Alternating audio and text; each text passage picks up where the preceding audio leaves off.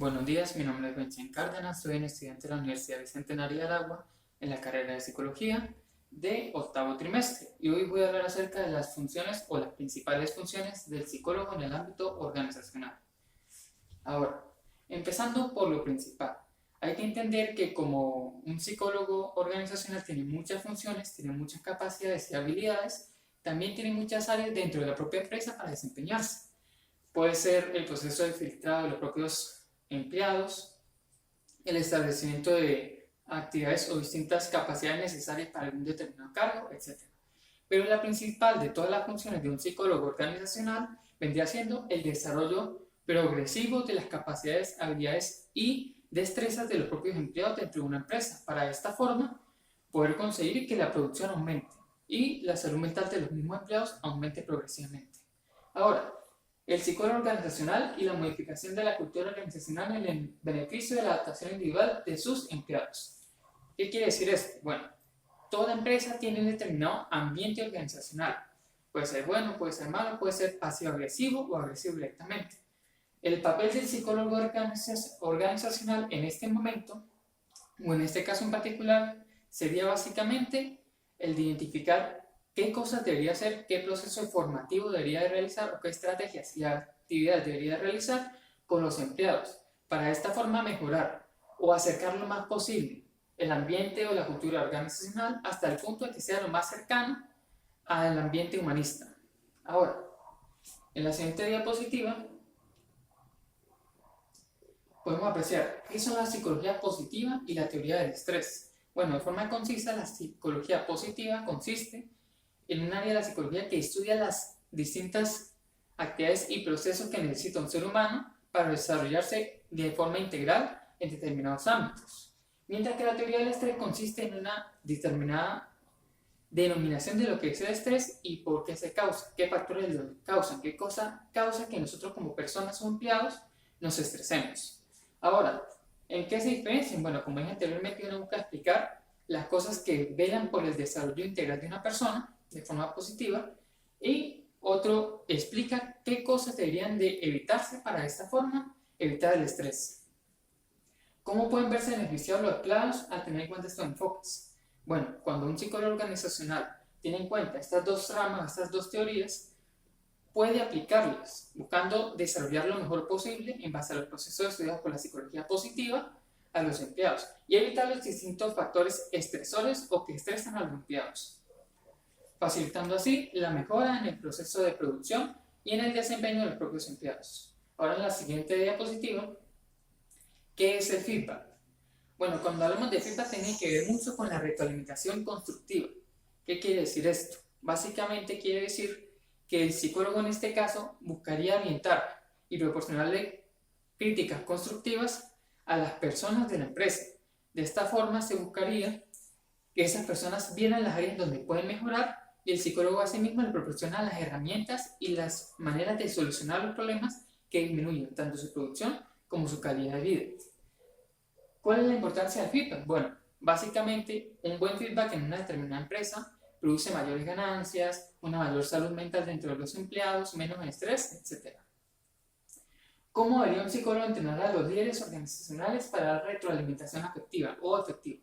Básicamente consiste, o a mi parecer, la mejor manera de fomentar una comunicación efectiva y un buen feedback consiste en un proceso de formación de los líderes, proporcionarles herramientas, estrategias y demás conocimientos necesarios para tener un buen proceso de retroalimentación y un buen feedback con sus empleados o con sus subordinados. Esto es beneficioso tanto para el líder en sí como para los distintos subordinados que al tener una buena comunicación entre ellos y con el líder en sí pueden causar una mejora progresiva e incluso bastante remarcable en la producción y la calidad de vida de los mismos subordinados. Ahora, en la siguiente diapositiva, ¿qué es el conflicto de roles y cuál es su efecto? Nosotros los seres humanos, independientemente del ámbito donde nosotros nos encontremos, siempre tomamos un rol.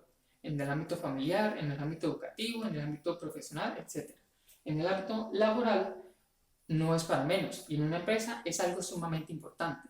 Cada cargo dentro de la empresa tiene un determinado rol, unas determinadas responsabilidades, unos determinados aspectos o cosas que tiene que cumplir o que tiene que hacer.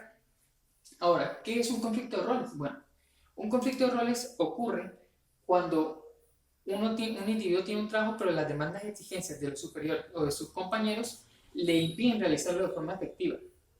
Este tiene un efecto bastante nocivo para la empresa, pues puede llegar a varios problemas, como por ejemplo, puede llegar a renunciar de sus responsabilidades, puede llegar a dejar la empresa como tal, o puede simplemente hacer las cosas de mala forma, y eso obviamente afecta a la producción y la calidad de vida tanto de él como de sus otros compañeros, o incluso de los líderes.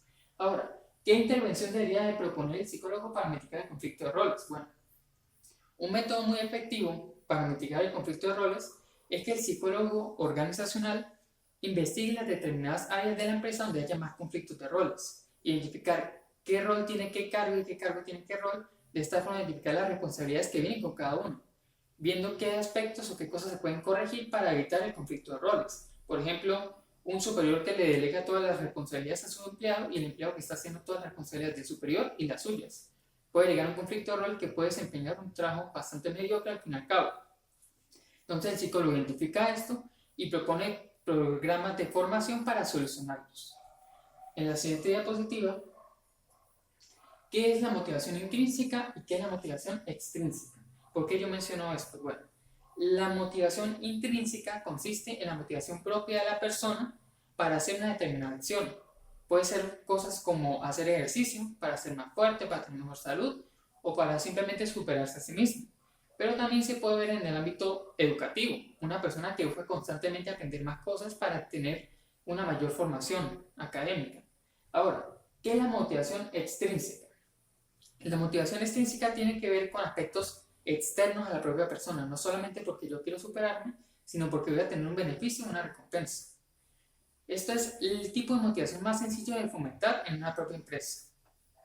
¿Qué intervención debería proponer un psicólogo para mejorar ambas motivaciones en el trabajo? Como dije anteriormente, dependiendo de las motivaciones o el tipo de motivación, puede necesitar un tipo de acción o otro tipo de acción.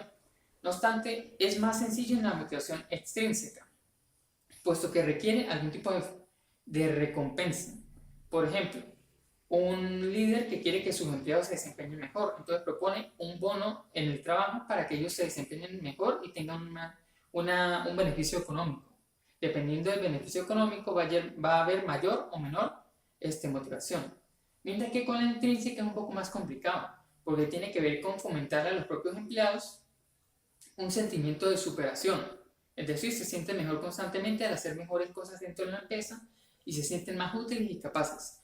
Por esto es más difícil de hacer que el otro tipo de motivación. En la siguiente diapositiva pueden apreciar mis referencias bibliográficas.